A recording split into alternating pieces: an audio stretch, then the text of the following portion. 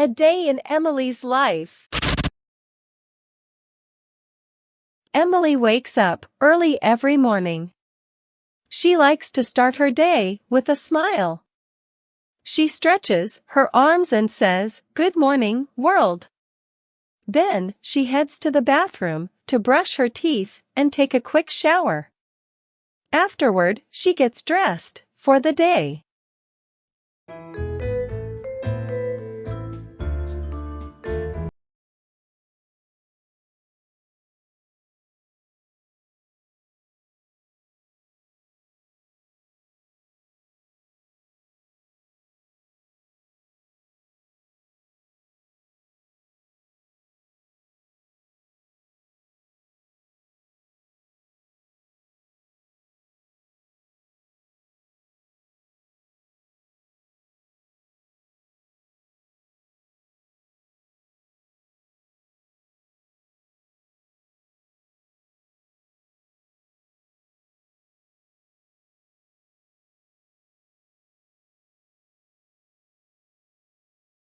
Downstairs, Emily prepares her breakfast.